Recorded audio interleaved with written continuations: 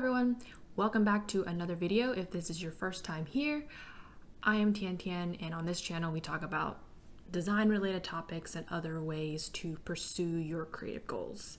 In this particular video we're going to be talking about portfolios, and today I'm hoping to share just some insights and tidbits along the way when I first applied to jobs in the design industry and share my old portfolio that got me my first job in UI UX design. I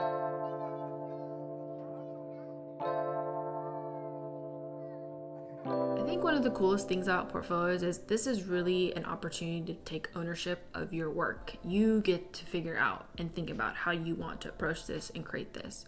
In some cases though, it could seem a little overwhelming and you're working with a blank canvas, and if you're working with a blank canvas, sometimes it's like, oh my goodness, where do I start? So definitely one of the key things to do is go out there, search for people's portfolios, look at what people are doing, and just take inspiration. Don't necessarily be like, because this person is doing it this way, this is the way to do it, because that's not the case.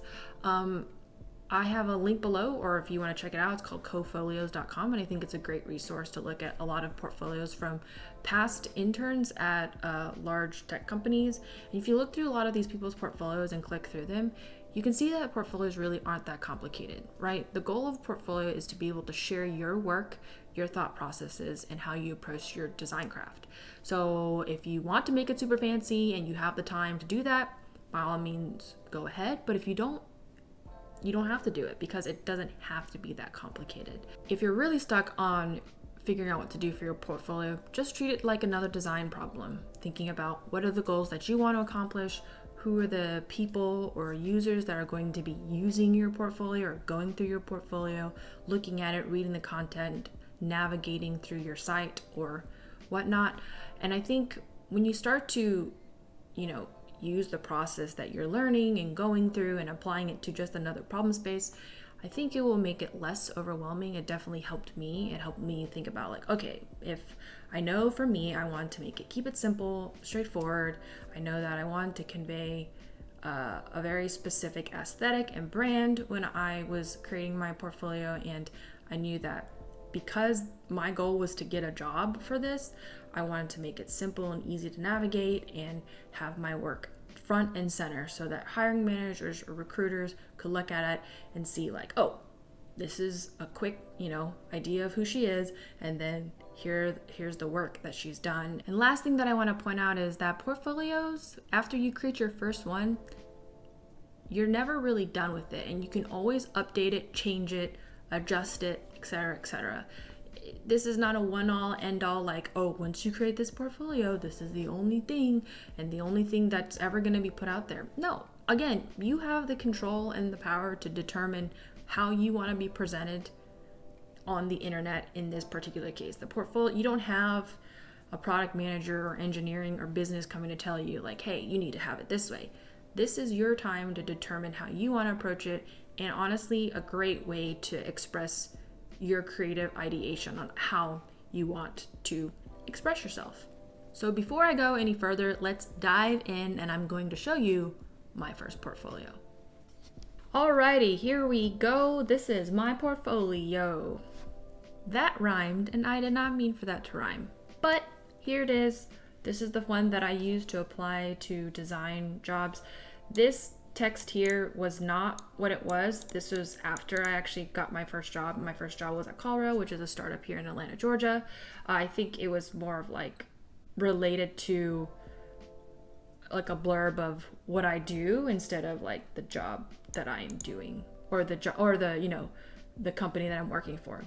So I talked a little bit about some of the things you want to think about before you get into your portfolio. Another thing that's really, really important to think about is also how do you want to host your portfolio? So as you can see here, this was made in Webflow, and this was also a time in my life where I really, really wanted to learn Webflow because I really saw the power that how powerful Webflow is, and it's a skill that I wanted to learn.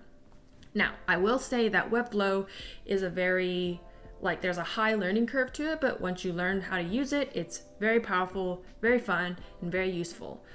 So it's really about figuring out how much time and investment you want to take to build your own site. So if you want to do something like Webflow, definitely go for it. I highly suggest it, but just know that it will probably take a little bit more time if you've never used Webflow. There's all the other sites. There's also other sites out there too, like, Squarespace, Wix, Weebly, and all these like WYSWYG or other more templated based sites. Those will probably take a lot less time because the usability of it and the learning curve to it is not as high as Webflow.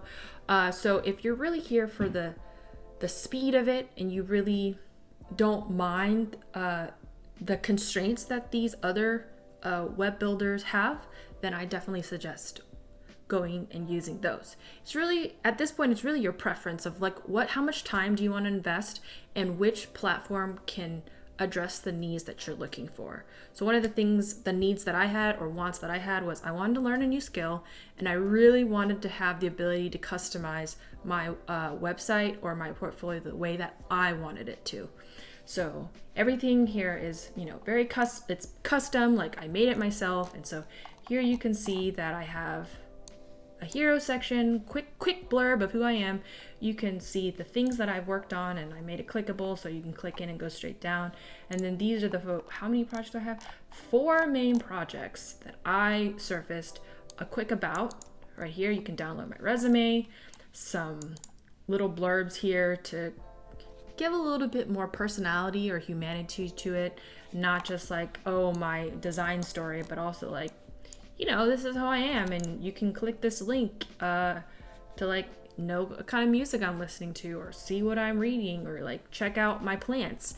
My plants unfortunately did not survive, but I'm just not a green thumb. That's just who I am. That's okay. And then I kind of gave an overview of like understanding my design process and like how I think and how I approach things. And so, I made these custom icons. And then at the end here, it's just a way for people to get in touch. The next thing that I want to talk about are case studies. And I'm not going to go too in depth into necessarily the case studies because I feel like that's another, video for another day. But I think it is important to mention it because case studies are the meat and potatoes, or the tofu and potatoes of your portfolio, right? Like these are the pieces of information or content that give insight into your approach, your design process, your thinking process, and how you problem solve. And so one of the things that I always encourage people when I talk to them about portfolios is when you add projects to them, you want to have projects that you can speak confidently to.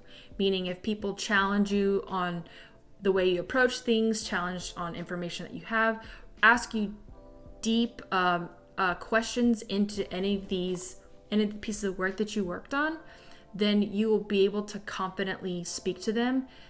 It's not saying that you have to have perfect answers, but being able to speak to the story and the process and approach and why you made the decisions that you made. So just be mindful of the kind of work that you put in here. And usually, in most cases, if you put work in here that you're very proud of, that lends itself to you being able to confidently speak about your projects. So that's something that I always encourage people to think about as they're thinking about how they craft their case studies and what case studies to put in. And so as you can see here, I have 1, 2, 3, 4. I have about 4.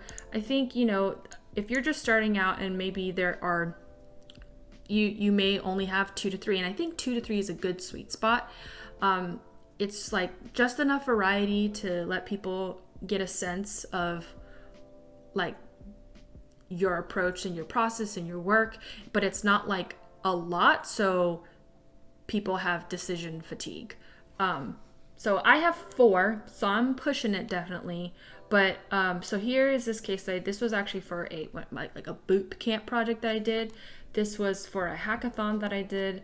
This was some freelance work that I did, and then this was like a internal tool that I worked on when I was a graphic, more brand designer at a company before I started like switching to like product space. So the reasons why I added each one, here is, my bootcamp project. This was probably the most holistic and the most like process driven project that I did. So I think this was an opportunity for people to see how I approach like the design process and how I thought in my different, methods and tactics that I use as I was thinking about a hypothetical problem space. And so this is why I shared this one.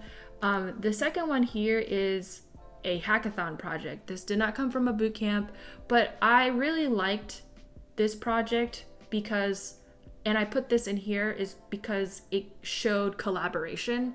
So I worked with other people for this particular project, and it showed, I think, like a scrappiness to design that wasn't super like process driven. So it's kind of like these two worked hand in hand. Like this really showed process.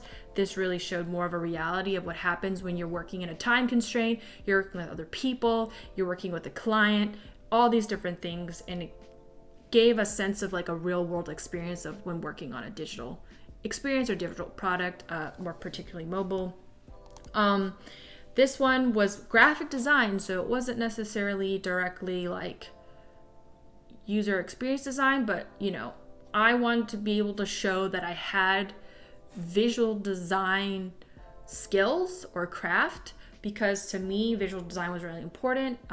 And it's important to my process and the way I think and approach design. So this was my way of showing like, okay, maybe it's not like direct, like it's not a product or it's not necessarily like UI particularly, but it is related somehow in that way. And then this one was just like an internal site. I like actually coded this with like HTML and CSS and created it, and I think this again was a real world project because it was for my job, and it also showed a little bit of systems thinking in some ways, or at least like how to think about things holistically, because these are like brand guidelines.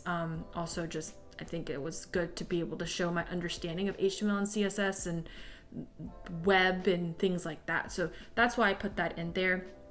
I think another thing that I would have probably done differently is not have, so these I have two mobile projects and sort of a web project, but this is not really a web application. If you're just starting out and you don't have necessarily like real world, maybe you do, maybe you don't, I think it's important to show the work that you want to be doing. So for example, if you really want to focus on like mobile native apps like iOS and Android, then having a portfolio where most of your case studies are mobile based projects, that makes a lot of sense. Let's say you are kind of in both worlds where you work in web and app, you should probably have a variety showing that you know both web and app, and designing for web and mobile app. Web and mobile app. Being able to see and share like, hey, I've designed for mobile, but I also have designed for web. And I think that's something that I would have done differently, because I think when I started out in design, I was definitely biased towards mobile, but as I've grown in and looked at the industry and seeing what's out there, there's a lot of web app work to be done and a lot of web app opportunities as well. So I would say starting out, don't just silo yourself to a specific platform. Bring a little diversity in what you work in and what you're able to work in, so that when people, because I remember being asked an interview question of like, do you have web app experience? And I was like, sort of. And I think this kind of covered that, or this sort of covered that. So just make sure that, again, you want to show the work that you want to be doing. And if you're not even sure what you want to be doing just yet, again, bring in the variety of projects of web and mobile.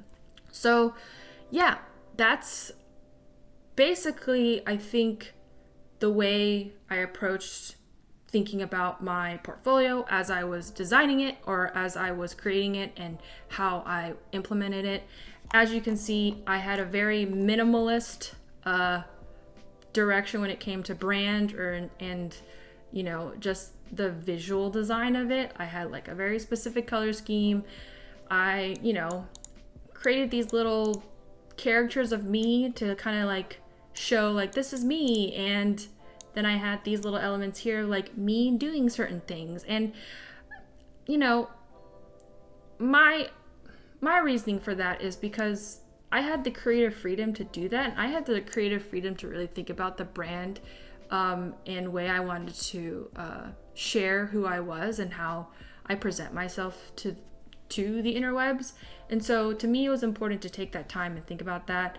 I have a little secret link down here of like my personal brand, you know, the logo, the colors I use, and the typography and direction. So it's just like a little style sheet of like how I approach this. And I think, again, that just adds that little piece of humanity to it, and, you know, my personal take and just some other skills that I may have when creating my portfolio. And then, of course, you always want to have an easy way for people to contact you, especially if you're looking for jobs and recruiters are looking at this. Let them know that these are the different platforms you can be found, and a way to contact you, whether it's like email or whatever, just floats your boat, LinkedIn, whatever that is. And I was different in that I didn't have separate pages for like my home and my work and my about and contact. I just kept everything on one page, just because my goal was to really just have people scroll and go through the whole process to get an idea of like quick blurb, my work, a sense of about me as a person, and then a little bit about my design process, and then just the get in touch. My portfolio now has changed. I don't approach it that way. I do have separate pages, but I also think it's just thinking about the design and the approach and how you hope for people to interact with your site. So yeah, that was an overview of my first portfolio that I used to apply for my first UI, UX product design jobs. If you have any thoughts, questions, please leave a comment below. We can have that conversation there. But hopefully you were able to take some tidbits away, especially if you're working on a portfolio right now and you're in the process of thinking about how to craft it. If you like videos like this, give this video a like. And if you want to see future videos, you can give this channel a subscribe. But anyway, hope you enjoyed it, and I will see you in the next one.